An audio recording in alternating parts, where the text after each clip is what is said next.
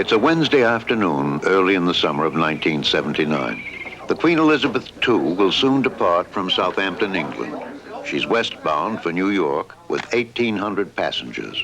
That's fine. Just hold it there. Look that way with a nice smile. Just hold it there, sir. Well, wait till I get a haircut. Okay, very good there. A nice big smile for us, okay? That's the idea, very good. Good afternoon. The two of you together, are you? Yes. Fine. Yeah. Just come Shall we come together? Yeah. Fine. Excellent. Fine. Very good. Thank you. Thank you. Right, let go everything aft. Let go everything aft.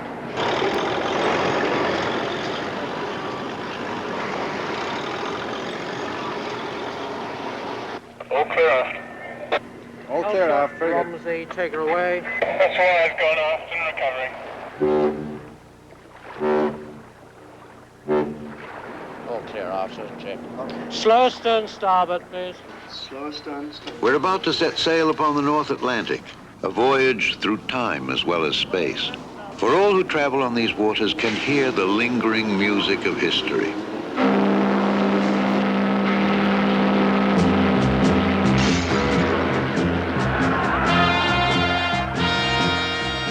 In war and peace, in hope and fear, millions have come this way before.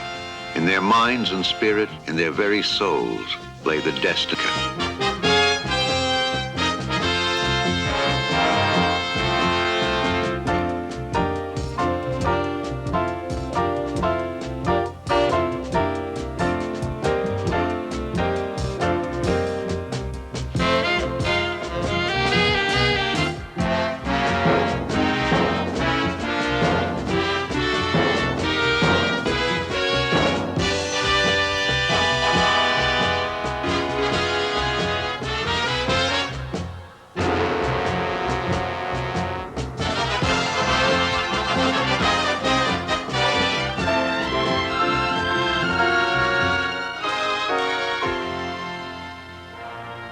The Queen Elizabeth II is the last of the superliners to sail the North Atlantic, keeping a great spirit and tradition alive.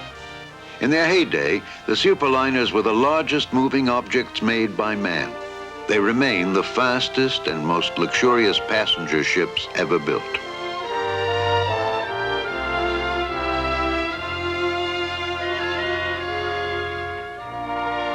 Take a stern round now, cull shot and Rumsey.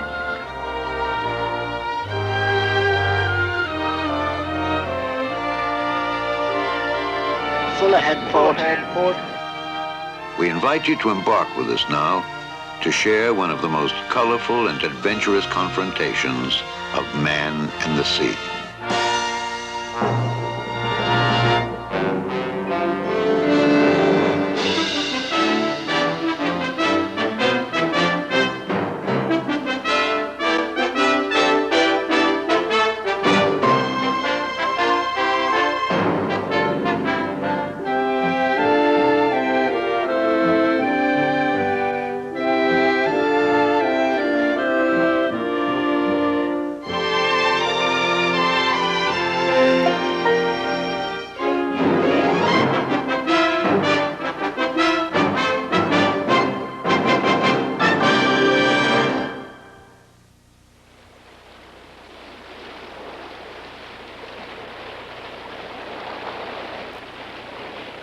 Westbound for New York, the Queen Elizabeth II begins the classic transatlantic voyage of some 3,100 miles. Full ahead to. Clearing local English waters, Captain Douglas Ridley gives his vessel her head. 110,000 horsepower is brought to bear upon a mass of 67,000 tons. It's 28.02 this time, sir. It's for a 9 o'clock arrival. 156 rev should be 156, yes, 156 exactly, sir. right. We'll go up to 156 revolutions. 156 rev. Hello, work up to 156 revolutions, please.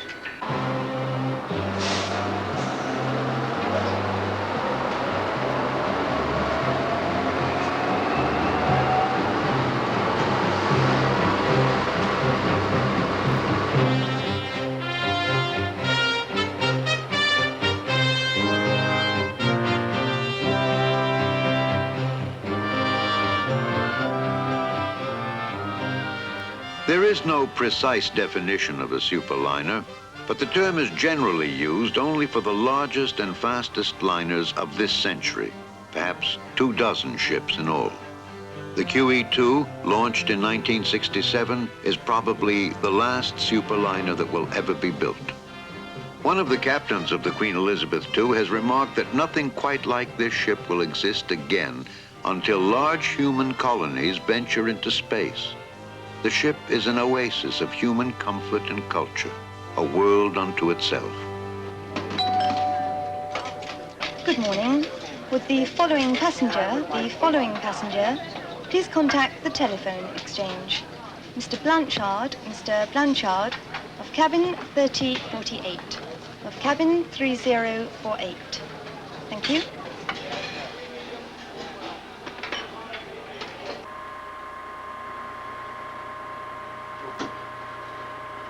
To start with, do you like avocado pear?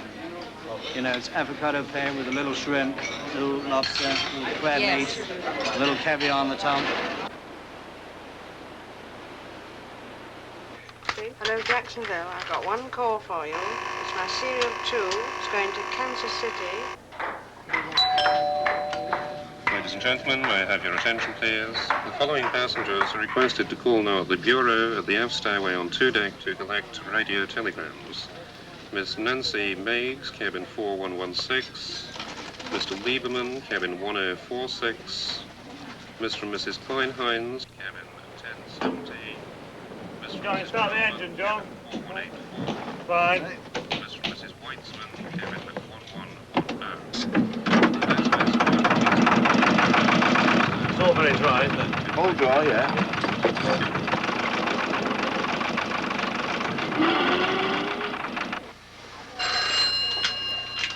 Afternoon, Captain Secretary. Oh, yes, the captain is entertaining in his quarters tonight, 7:15. Turn to the right. Take your heel forward, please. Go.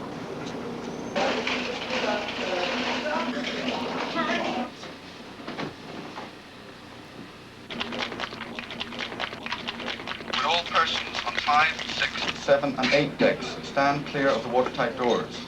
These are about to be closed for testing purposes. The sights and sounds, routines and traditions of life aboard QE2 are distilled from the experience of countless passenger ships for more than a century.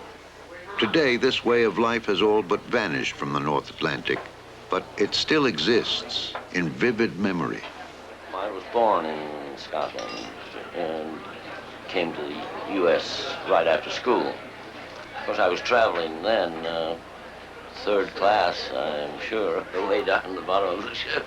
My mother was born in Ireland, so we wanted to take her home to see her old home there. I spent all my life waving handkerchiefs on the piers of New York to my family and saying hello to them and saying goodbye to them. So now I'm going to start moving. Unfortunately, the way of the world today, there's never going to be another ship built like this. And once the ship is gone, there's nothing left.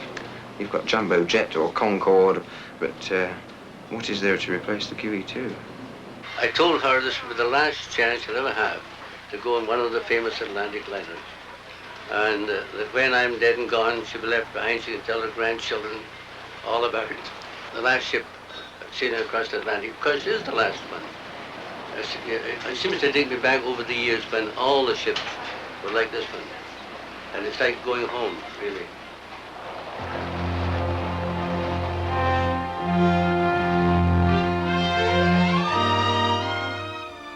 It began, one could say, here in Southampton, England, when the Mayflower sailed for the New World in 1620. By 1920, after 300 years, millions of immigrants had made the westward voyage.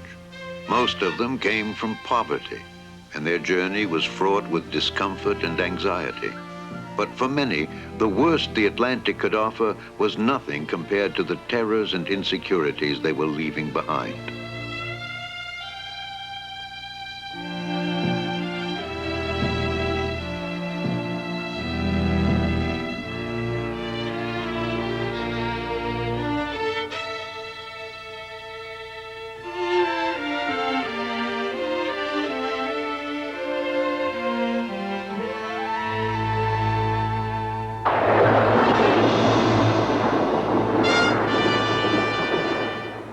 hazards of the Atlantic were once described as a seasonal catalog from hell. But as ships grew larger and more powerful, an illusion of invulnerability flourished aboard them. Pull ahead! Pull ahead, sir! Then came the fateful night of April 14th, 1912.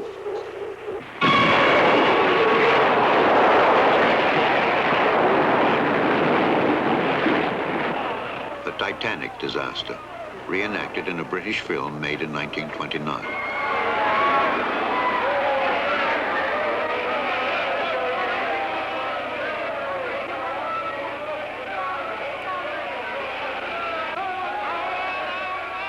On her maiden voyage, the Titanic collided with an iceberg while sailing at high speed in calm seas.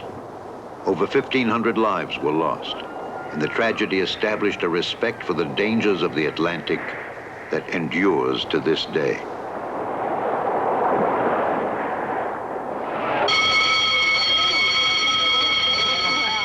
Aboard QE2, on this first day at sea, lifeboat drill is a test of passenger poise and good humor. Despite its serious overtones, the event is usually conducted in an atmosphere of good-natured confusion. Now where do you go? 12. Just go around to the right here. Okay. Line up front here, please. Check your jacket.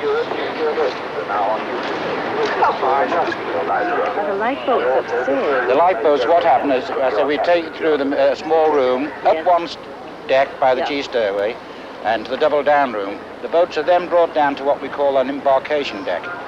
And they're pulled into the ship's side, the big windows open, and you step in the boats from there. Yes. And then the boats are lowered down then. Is it women and children first? No. Okay. Ready, aim, fire. Okay? Yeah. Okay. Okay, now jump.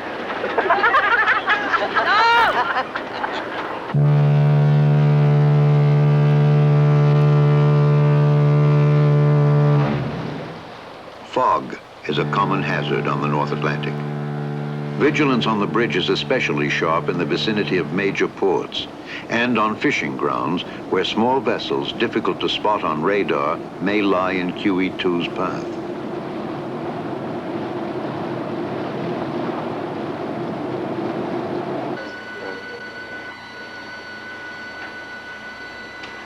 What do you make that range of that target to port now, Phil? 211 degrees. Even with two officers scanning separate radars, Captain Ridley is rarely far away. Although we have radar these days, the ultimate responsibility rests on the captain. You can't be very far away. You may get a target at very short notice, especially on the Grand Banks, these small fishermen. So you have to be literally within a few feet of what's going on. As long as ships have been at sea, when you get a situation like this, the master is on the bridge. It looks to be almost stationary. Well, it's probably a fisherman. I think so, sir, from the size of the echo. How close is it going to be? Should be just over 3 miles, so he's opening quite nicely now, sir. Right, okay, then let me know if you get another target. Well, there's thank you.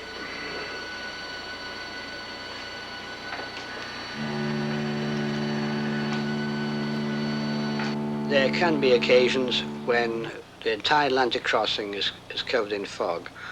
Apart from coming down and having a shower in the morning, you literally spend the whole day on the bridge with your meals brought up there and can spend the whole crossing doing this.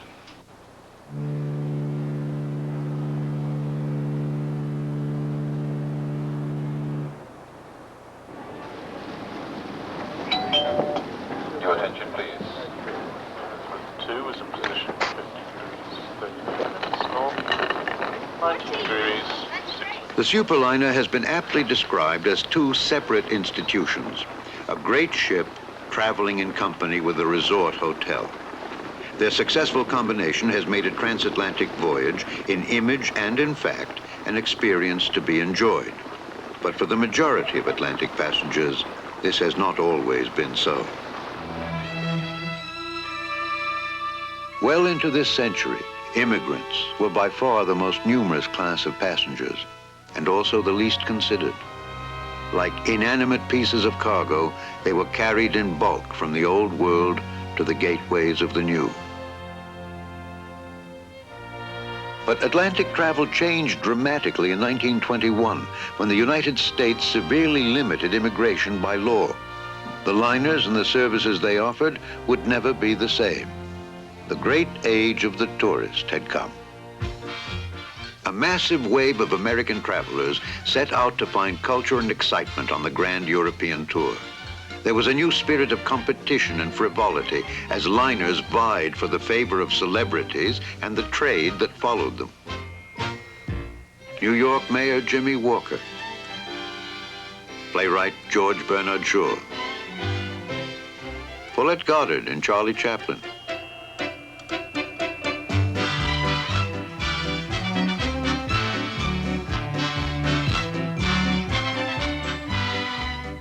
Cowboy Tom Mix, actor Robert Taylor, Maurice Chevalier warming up his American audience. We start with the hat? All right, a smile or no smile? Well, we'll put it up to you. You know the real schnozzle. I'm glad to see you. Oh, yes, sure. I had a very good trip on this boat. Very nice trip. A few days, it's been a little bit too much, yes. Beg your pardon, but no accident. The 20s were fateful years for Atlantic liners. Ironically, the larger American ships failed to attract much of the booming American trade. Prohibition was observed aboard many major U.S. vessels, even on the open sea. But for the foreign lines, the new era of the freewheeling, hard-drinking American tourist was a bonanza. Designs were laid down for new liners, ships of unprecedented size and speed to attract this new class of traveler.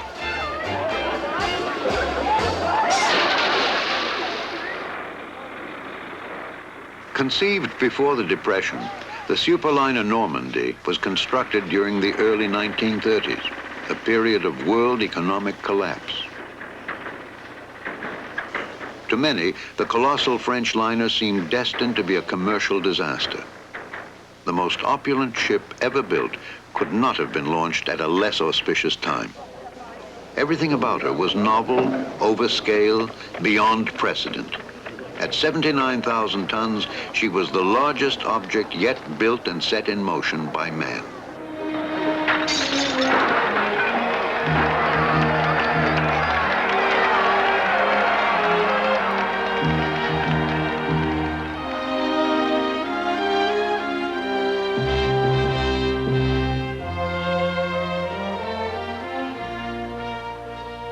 The Normandy was sent down the ways in 1932.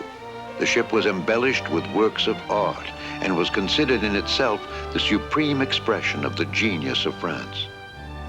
After 3 years of decoration, fitting out, and testing, the Normandy makes her record-breaking maiden voyage to New York. For more than 20 years, the transatlantic speed record had been a British monopoly. Germany and Italy held the honor briefly, but this crossing, 2,971 miles at almost 30 knots, was an outright triumph for France and caused a sensation among speed-conscious Americans. In the lean days of the Depression, many paid a precious 50 cents for a tour aboard the ship. The sea had never witnessed such a palatial liner. She boasted a dining room longer than the Great Hall of Mirrors at Versailles, 2 swimming pools, a tennis court, a theater, and no less than 23 elevators. The Normandy would immediately capture the cream of the transatlantic trade.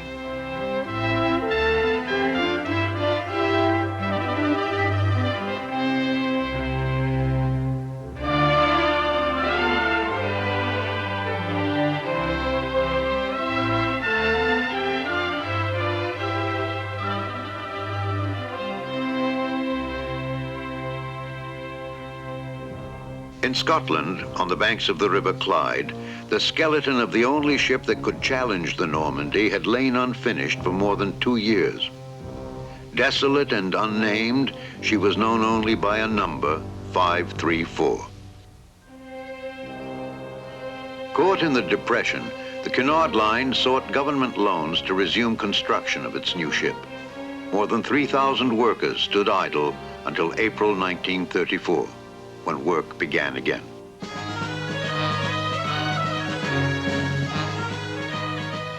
The new ship would eventually be named the Queen Mary.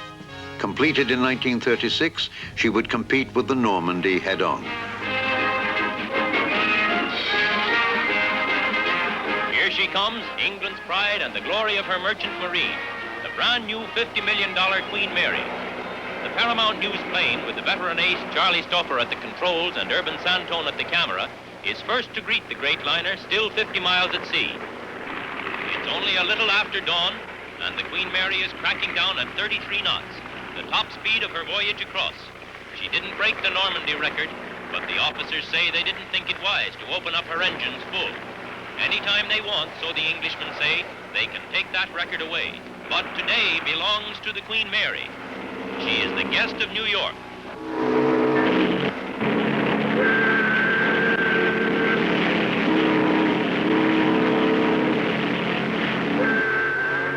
The so-called blue ribbon, symbolic of the fastest Atlantic crossings, would go eventually to the Queen Mary, although her speed advantage was slight.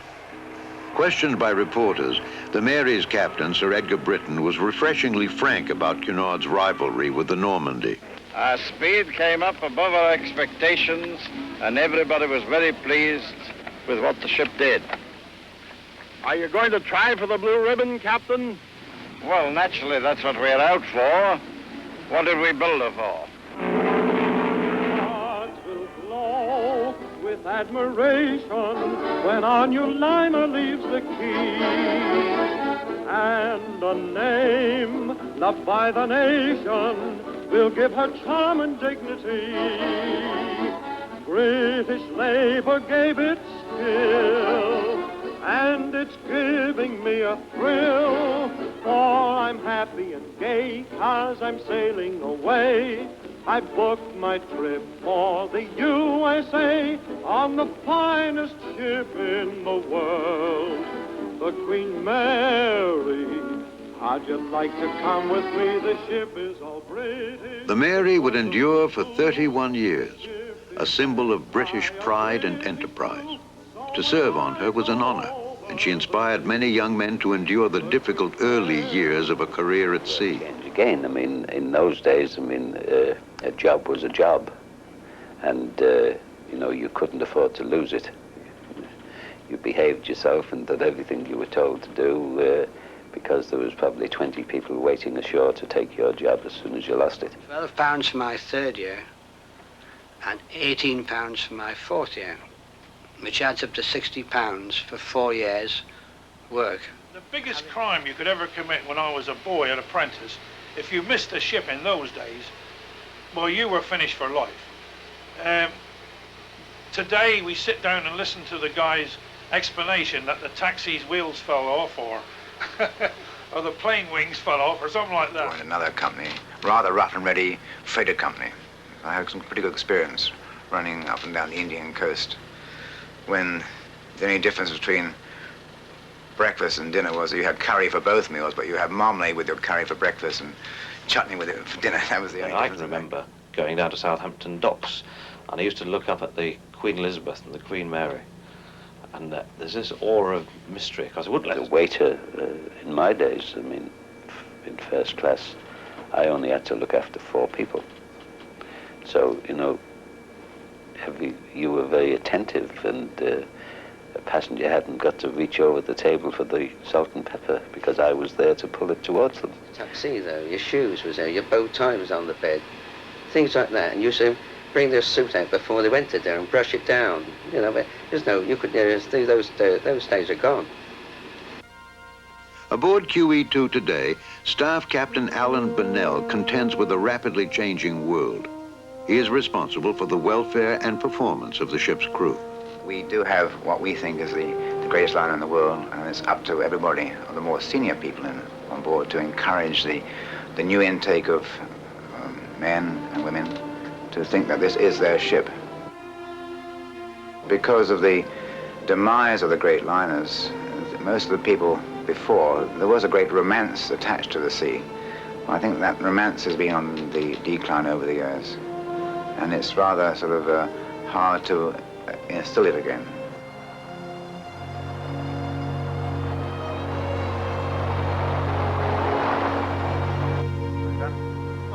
How's the club these days? Yeah, I'll just pop up and see if it's untidy. Yeah, right, that'd be fine. A few records everywhere. Right, yeah. That's it.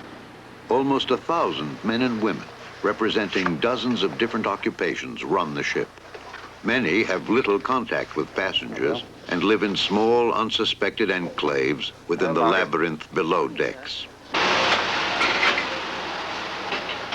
The staff of the ship's laundry is exclusively male and exclusively Chinese. Besides the passengers' personal garments, it must cope with the ship's general requirements. Some 71,000 towels, 23,000 sheets, and 5,800 tablecloths are carried on a normal transatlantic crossing. The laundrymen prepare their own meals, the only crewmen to do so. Like the rest of the crew, their lives are much easier on westbound crossings. By the clock, the ship gains an extra hour every 24 as she races westward over 700 miles a day.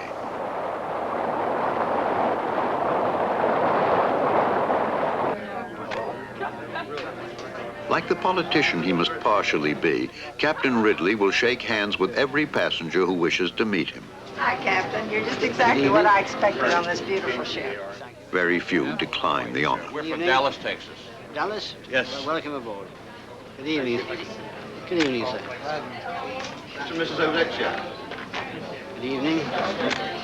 Good evening, sir.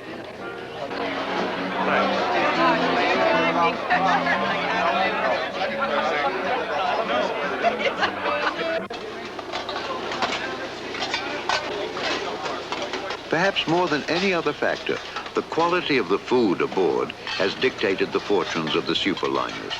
Thus, executive chef John Bainbridge bears great responsibility and commands instant respect. Let me just have a look at it. Let's have a look at that one. Well, that should be enough anyway. Yeah. Okay? Yeah. Hey, don't forget you'll be busy tomorrow night. Yeah. Full house. Be on the ball, eh?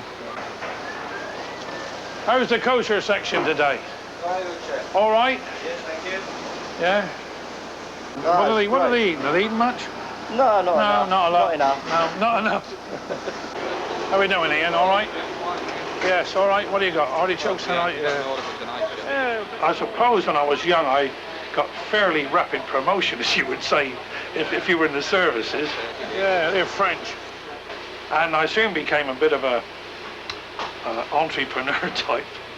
And my wife said, well, I hope you're not going to take any jobs which mean you're going to be away from home too long.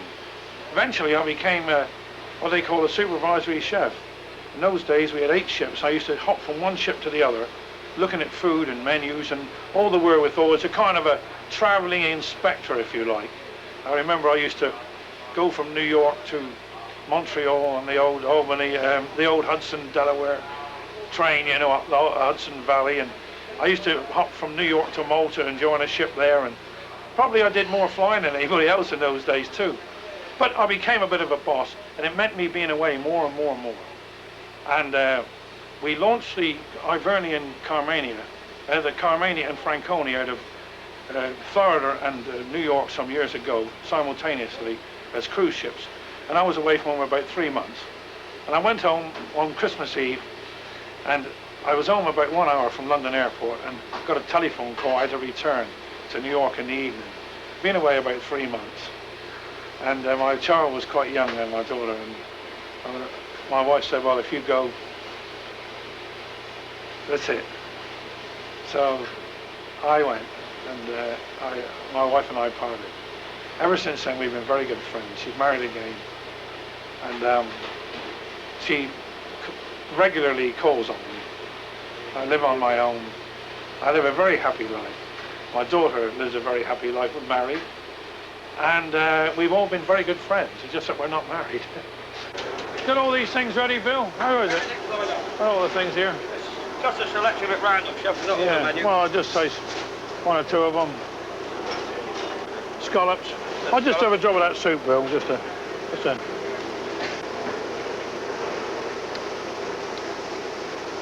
Here you are, just taste this soup. See what you think's wrong with it, or right with it. It's all right, I think. All right, eh? Yeah.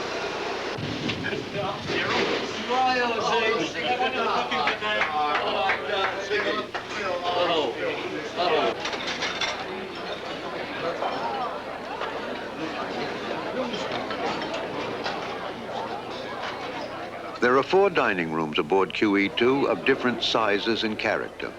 When full, the ship will serve 8,500 meals a day, more than 40,000 on the Atlantic crossing.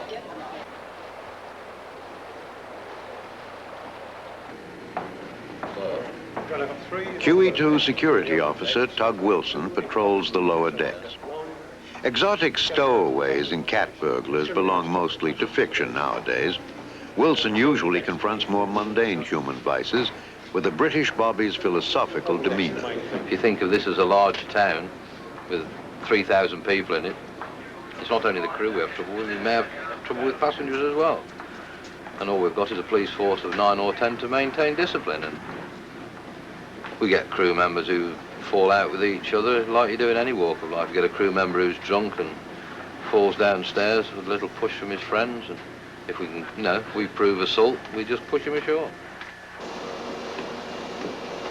In the last 60 years, much has changed aboard the liners. Gone are the so-called black gangs, wretched laborers who toiled in appalling noise and heat, feeding coal to fire the boilers. Upstairs, staid decorum once reigned, and card sharps preyed on the unwary. Now, everything's in the open.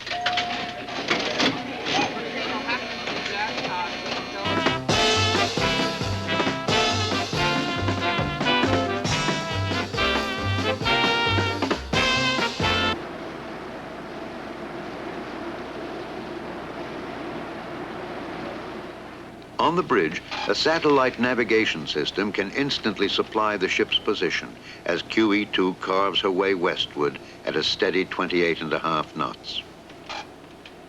It's mid-voyage now, a period of rare charm for both passengers and crew. The strain of departure has faded, and the anxieties of arrival still seem far away.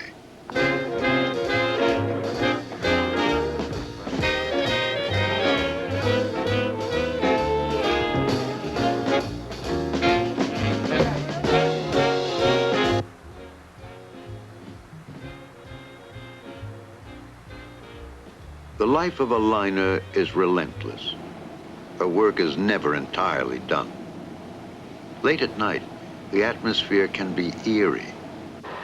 It sometimes seems that the few people who can be found are mere servants of a greater will, that the ship has somehow taken control of her own destiny.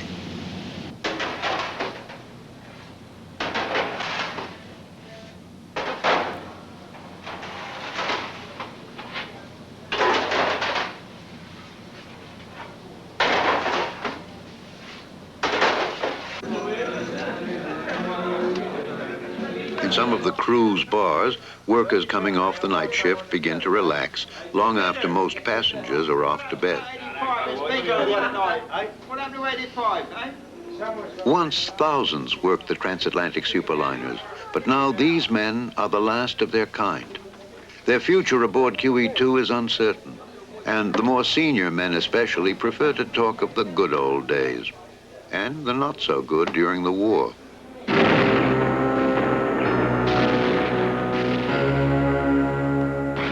Beginning in 1939, the Atlantic Ocean became a battleground.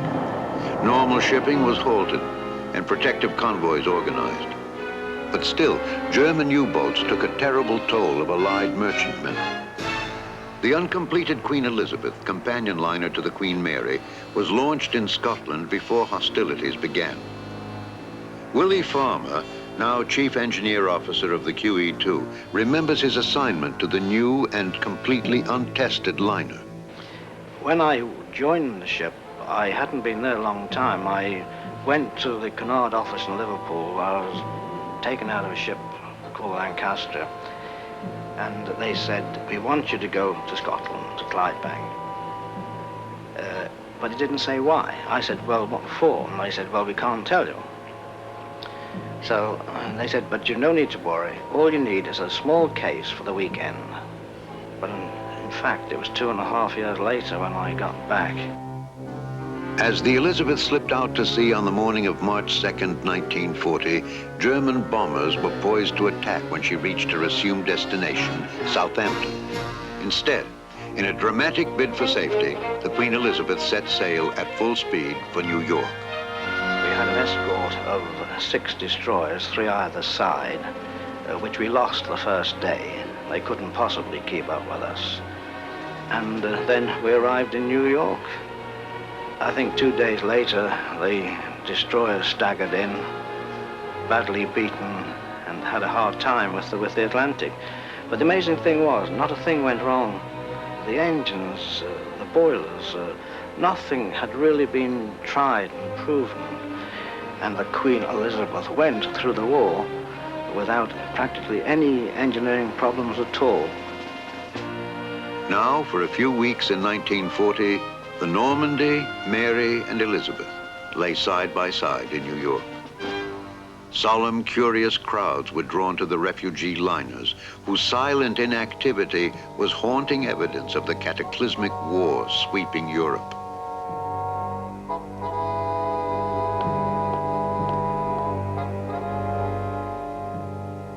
When the United States entered the war, the Normandy was seized by the U.S. government, and conversion from liner to troop ship was begun.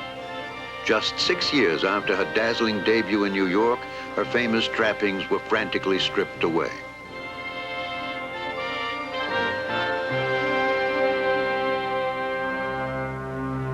On February 9th, 1942, the Normandy caught fire. Careless workmen started the blaze, and overzealous New York firemen only made matters worse. Firemen would pour so much water into the ship that the Normandy would capsize at her dock, a gutted and immobile ruin.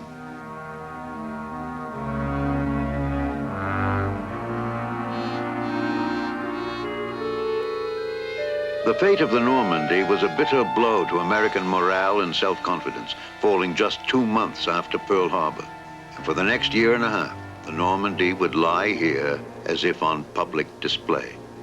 She would be righted and in 1946 be sold for scrap.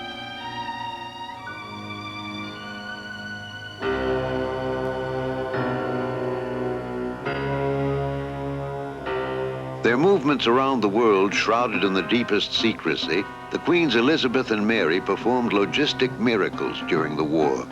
Remodeled as troop ships, each could accommodate more than 15,000.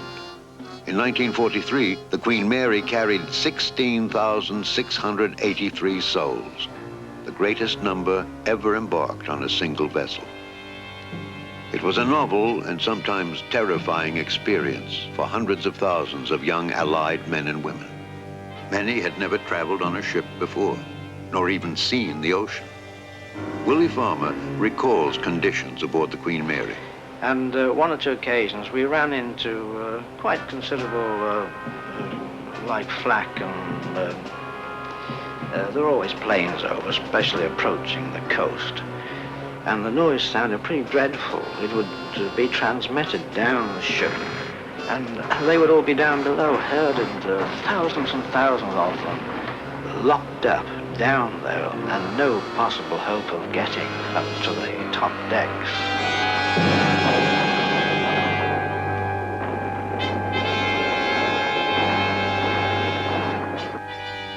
Both queens survived the war, apparently without serious incident.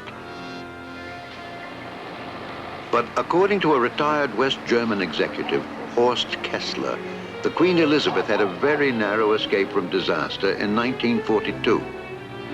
A U-boat commander during the war, Kessler's memory of a little-known incident is supported by his surviving shipmates from the submarine U-704. Ja, wir waren auf der 6. Feindfahrt und hatten schon 1,5 Monate. We had already spent 1.5 months on the Atlantic and had seen action several times. At the end of November, we were heading for our home port in France. The sea was very rough, as you would expect that time of the year. And we had very strong winds from the west, force 10. Starken Westwind 8 bis 10 in den Böen. Auf der Brücke war. There were, as usual, 4 men on the bridge on lookout. They were all strapped in their positions so that they would not be washed overboard by the high seas.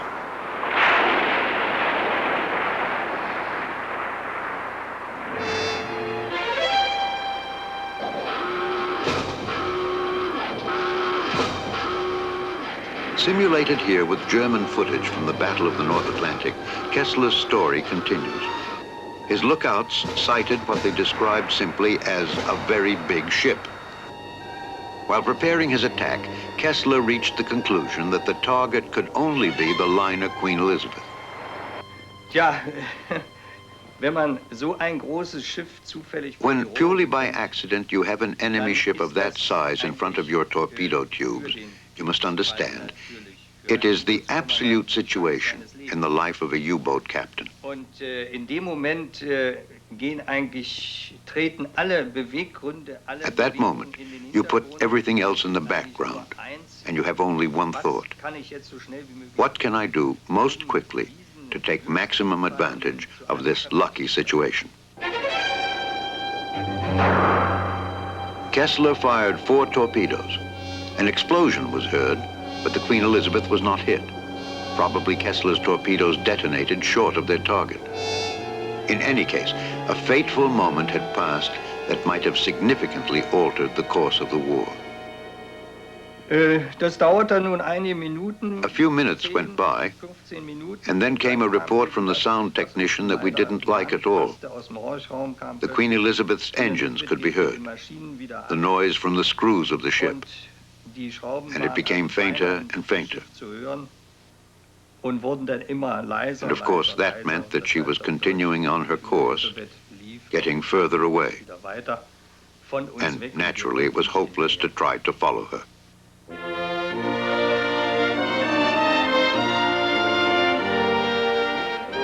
By war's end, the Queens Mary and Elizabeth had transported some 1.5 million troops and earned an eloquent tribute from Winston Churchill. He said, "The Queens challenged the fury of Hitlerism in the Battle of the Atlantic.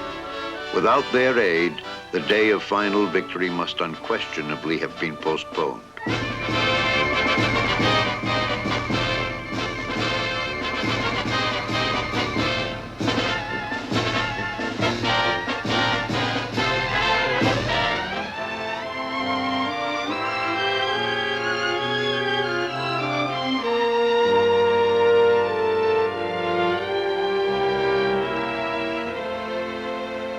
It is the 5th and final day of the QE2's passage to New York. Whether she will continue on the North Atlantic in future years is a matter of some uncertainty. More and more vacation cruises are planned for her. Some old hands among the crew consider cruising a frivolous business for a great liner. But the trade has never been more profitable and popular. You want to set, Joey? Yes, please.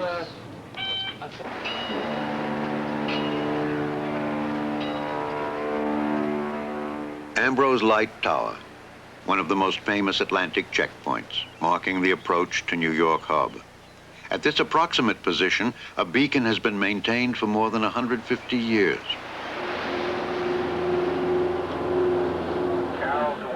A New York pilot comes aboard to assist in harbor navigation, his presence required by law.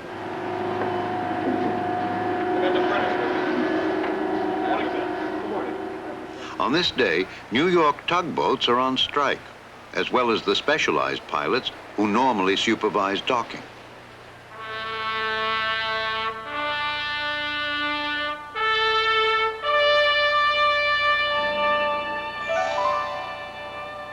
For 5 days, life aboard has moved in rhythm with the sea. Now a more frenetic pace intrudes, and the age-old magic of the ocean voyage ends abruptly.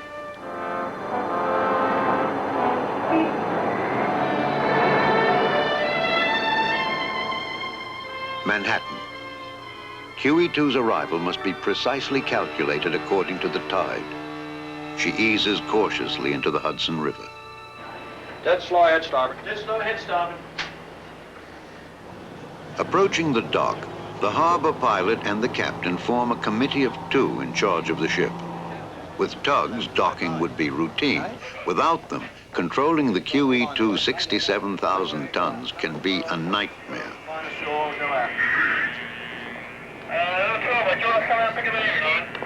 Stop port! Stop port. Stop starboard! Stop starboard! The situation has become awkward. A subsurface current forces QE2's bow ever closer to the dock while swinging her stern downriver. Come on.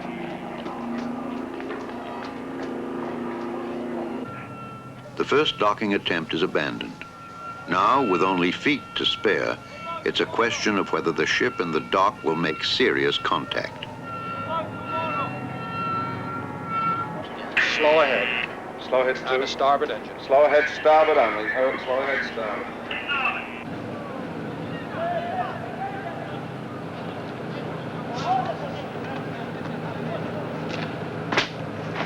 The QE2's 296th voyage is over. Finish with engines. Hello, TCR. Let's finish with engines now. Well, we finally got it ready. Look, it was a little bit too early on the pedal. Yeah, I know it was. On the bridge, there's a sense of accomplishment and relief. But for the disembarking passengers, a cold shock lies in store. For 5 days, they've basked in tender, loving care. But this is New York. While you're away, or do you have everything with you? No, everything is here. Everything is here. I don't know where to go. See this man here. Why don't you get in your car and pull up to the people, huh? Hold it right there. Hold it right there. 65. 58. Yeah, pull up full. Yeah, you pull up full. Well, can you put the big one in the front? Maybe that one is very bulky. Give me this. 81. 81. 58.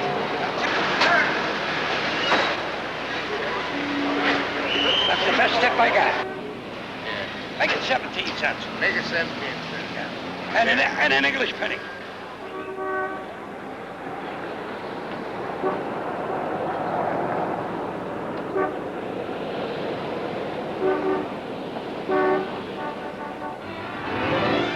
In the era after the Second World War, European supremacy on the Atlantic was finally challenged. On her maiden voyage in 1952, the liner United States shattered all speed records, beating the Queen Mary's fastest time by 10 hours. It was the end of a cherished British monopoly, and some Americans couldn't resist rubbing it in. I just want to tell you that it's been a wonderful trip on this United States. It was a great, great trip. That's a beautiful ship, and I understand the Canard Line gave it a 21 torpedo salute when it came in today. We'll see you all, and that's enough for nothing. Thank you. With elaborate ceremony, the Hales Trophy, offered to the fastest Atlantic liner, changed hands. Few realized that soon the distinction would seem as quaint as the trophy itself.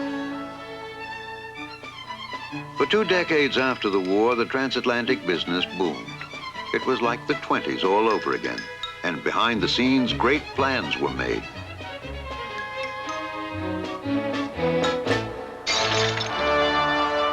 The liner France was launched in 1960. She was intended to compete directly with the British Queens, and in the tradition of the Normandy, the ship was a study in elegance.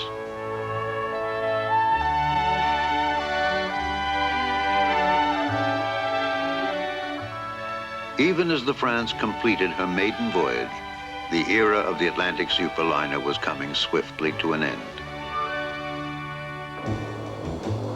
Long heralded, the transatlantic airliner was finally coming of age. Propeller-driven planes steadily drew more passengers. Finally, the jetliner, faster, smoother, and cheaper, would capture the transatlantic business almost overnight. By the mid-60s, it was all over.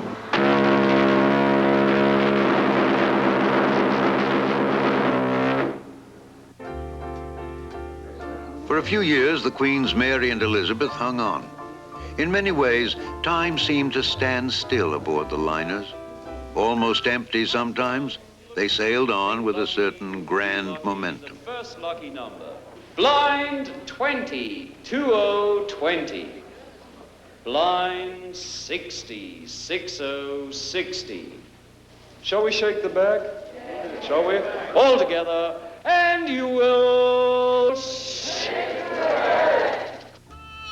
Here to the very last, an almost Victorian class system endured.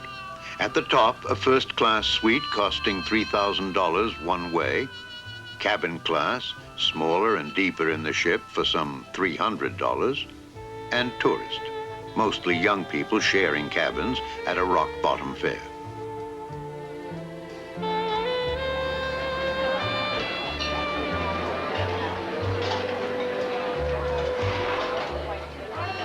Offering luxury and leisure no one seemed to want, the Queens were losing millions of dollars a year. Finally, on May 8, 1967, when both the Mary and Elizabeth were at sea, their captains simultaneously opened sealed letters and read them to their crews. Thus was announced the end for both ships. The Mary would go first, within a matter of months.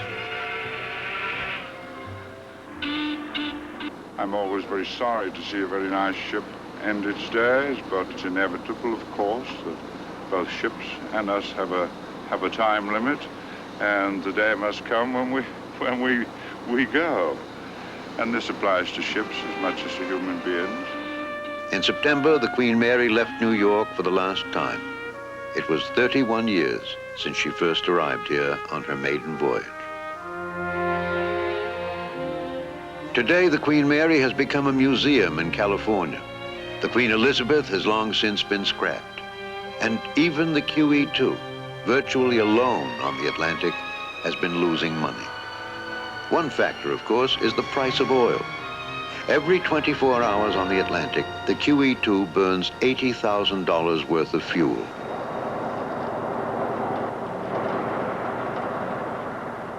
The meter records intake not in gallons or liters, but in tons. Passengers on this last of the transatlantic superliners come with high expectations. To attract them, the style of the luxury liner must be maintained regardless of cost. But an all-out effort is being made to reduce unprofitable turnaround time in port. We'll have to turn around this time in 6 hours, which is virtually the record the ship can do. And in that 6 hours, we'll take 4,500 tons of oil, 2,000 tons of water, and 85 tons of stores. Yes, we can do it, with the cooperation of the crew. And they know the situation that we're in, and they'll cooperate, and we'll do it. Come on! Come on now! For many of the QE2's crew, 5 days of hard work are now climaxed by 6 hours of greater effort.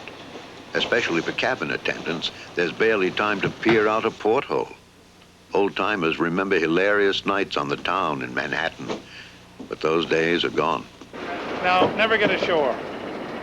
If I was young, I'd be very annoyed, but I'm pretty old, so I don't mind staying here.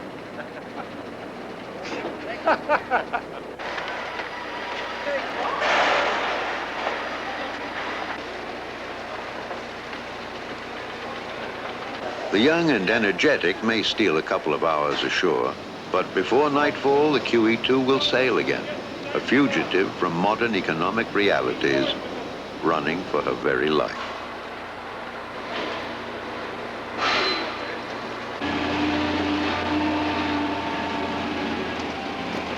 Crew gangway to bridge, all clear. Bridge aft. Let go everything. Aye, aye.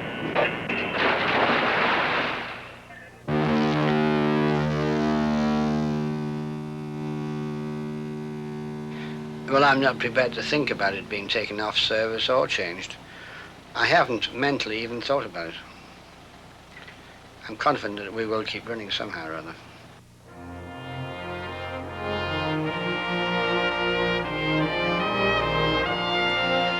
These docks have greeted millions and seen millions wave goodbye. Now there is but one superliner that calls here, and often only a handful to bid her bon voyage. Once upon a time, an advertising slogan claimed that on a ship, getting there is half the fun. The words could not forestall the jet age, nor spare the superliners the twilight of their fame. And yet the phrase rings painfully true on a summer night as the great ship echoes with music and laughter, and the great Atlantic lies beyond.